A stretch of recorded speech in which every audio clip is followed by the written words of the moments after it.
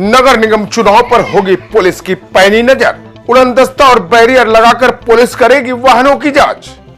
अगर किसी प्रत्याशी ने किया चुनाव आचार संहिता का उल्लंघन तो कठोर से कठोर करेगा प्रशासन प्रत्याशी पर कार्रवाई। आचार संहिता के उल्लंघन पे उनको किस तरीके से देखिए प्रशासन और पुलिस उस पर कार्रवाई कर सकती है, उसके बारे में उन्हें अवगत कराया गया। अध्यक्ष पद के जो प्रत्याशी हैं वो 2 वाहनों को यूज़ कर सकते हैं अपने प्रचार प्रसार में, और सभासद पद के जो प्रत्याशी हैं वो 1 वाहन की परमिशन ले सकते हैं।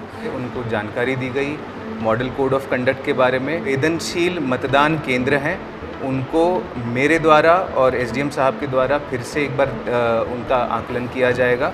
निकाय चुनाव को सकुशल संपन्न कराने के लिए निर्वाचन अधिकारी एसडीएम शिवम सिंह तथा एएसपी सीओ मानुष पारिक ने सोमवार को तहसील सभागार में नगर पंचायत मुंडेरा बाजार के सभी प्रत्याशियों के साथ बैठक कर कहा कि किसी भी प्रत्याशी के द्वारा चुनाव आचार संहिता का उल्लंघन करने पर कठोर कार्रवाई की जाएगी। सभी प्रत्याशी चुनाव आचार संहिता का पालन करते हुए अपना चुनाव प्रचार शांतिपूर्ण तरीके से करें। बैठक के दौरान एसडीएम शिवम सिंह ने चुनाव आचार संहिता से संबंधित एक बिंदु की जानकारी देते हुए कहा कि चेयरमैन प्रत्याशी के लिए एक कार्यालय होगा, उस जमीन या मकान का एनओसी लेना आवश्यक है। प्रचार के दौरान कोई भी प्रत्याशी एक दूसरे के प्रति हुटिंग नहीं करेगा। शांतिपूर्वक सभी प्रत्याशी अपना अपना प्रचार प्रसार करेंगे, बिना अनुमति लिए जुलूस नहीं निकाला जाएगा। उन्होंने मौजूद प्रत्याशियों से कहा कि चुनाव खर्च का ब्यौरा एक निर्धारित प्रोफार्मा पर बनाकर जमा करना होगा। इसके साथ साथ उन्होंने जानकारी दी कि सुबह 6 बजे से रात 10 बजे तक चुनाव प्रचार किया जा सकेगा।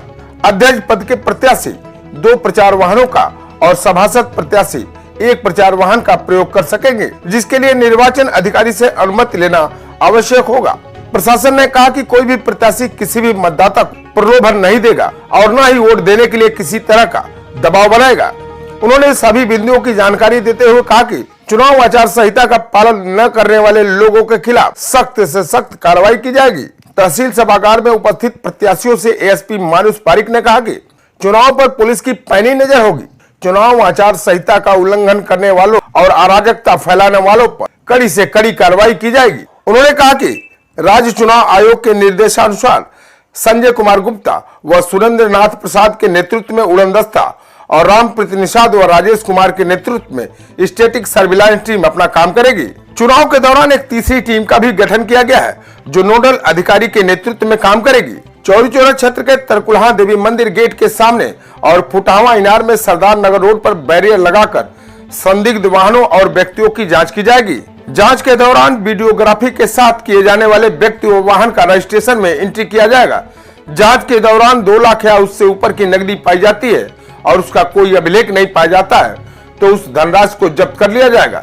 इसके अलावा मतदाताओं को प्रभावित करने के लिए शराब या अन्य किसी वस्तु के वितरण या रिश्वत की सूचना पर यह टीम कार्रवाई करेगी। संवेदनशील व अति संवेदनशील मतदान केंद्रों का एक बार पुनः आकलन किया जाएगा। बैठक के दौरान जानकारी देते हुए उप जिलाधिकारी चौरी चौरा शिवम सिंह ने बताया कि चुनाव को शांतिपूर्ण ढंग से संपन्न कराने के लिए प्रशासन पूरी तरह मुस्तैद है।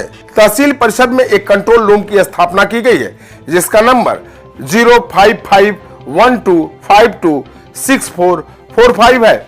इस नंबर पर चुनाव संबंधी किसी भी तरह की शिकायत या सूचना दर्ज कराई जा सकती है। इसके अलावा उनके सीयूजी नंबर पर भी सूचना दी जा सकती है। सूचना और शिकायत पर त्वरित कार्रवाई की जाएगी। तो आइए जानते हैं नगर पंचायत चुनाव को लेकर आखिर क्या कहते हैं उप जिलाधिकारी चौरी चौरा शिवम सिंह और एएसपी मानुष पारिक।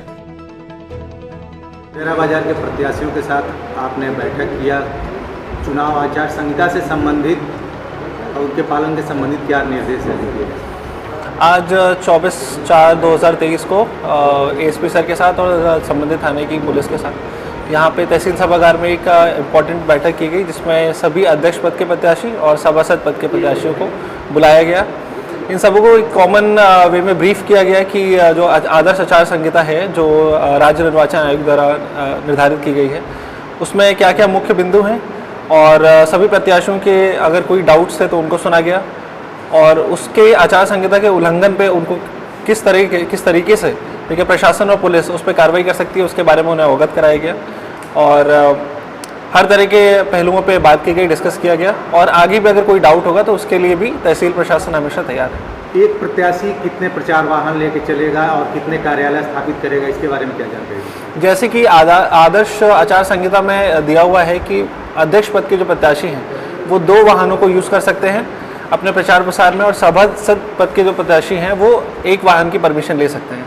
इन सभी वाहनों की परमिशन हमारे कार्यालय से होगी, जिसमें जो आवेदक है उसको गाड़ी का कागज़, रजिस्ट्रेशन और चालक का नाम, उसका पता, आधार कार्ड की कॉपी, ये सारी चीज़ें लगेंगी। और अगर किसी भी प्रकार की अनहोनी उस वाहन से होती है या किसी भी प्रकार से जानबूझ के कुछ गलती की जाती है तो संबंधित चालक और प्रत्याशी के खिलाफ हम कार्रवाई करेंगे। कार्यालय को लेकर क्या दिशा निर्देश है सर? कार्यालय के लिए भी एप्लीकेशन हमारे यहाँ आएगी और उसके बाद फिर उसमें हम लेखपाल को और एसओ साहब को मार्क करेंगे।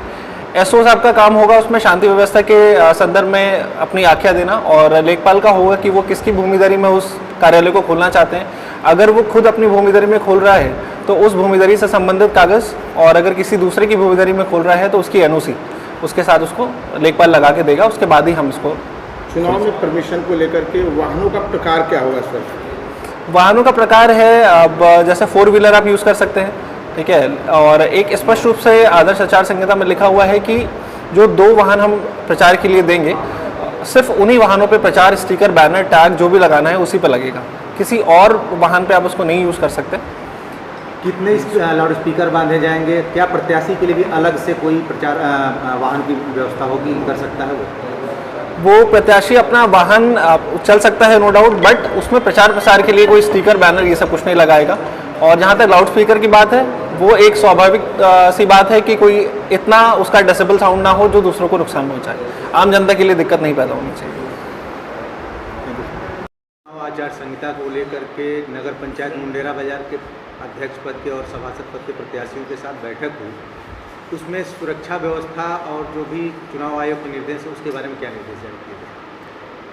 आज एक मीटिंग आयोजित की गई, एसडीएम साहब रहे और थाने की टीम रही, और बाकी एसएसटी, एफएसटी जो फ्लाइंग दस्ता है और जो स्थायी दस्ता है, इनके भी जिनकी ड्यूटी लगी है वो रहे, और जितने भी प्रत्याशी हैं सभासदों के लिए और चेयरमैनशिप के लिए वो भी यहाँ पे आए।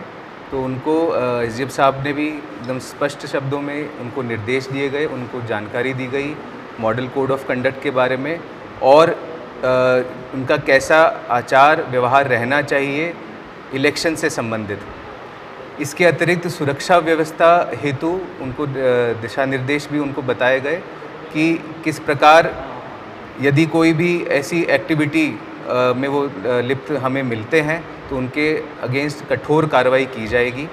इसके अतिरिक्त जितने भी संवेदनशील मतदान केंद्र हैं उनको मेरे द्वारा और एसडीएम साहब के द्वारा फिर से एक बार उनका आकलन किया जाएगा, और कुछ नए आधार हमने देखे हैं, उन आधारों पर वो सूची में हम कुछ चेंजेस भी हम कर सकते हैं।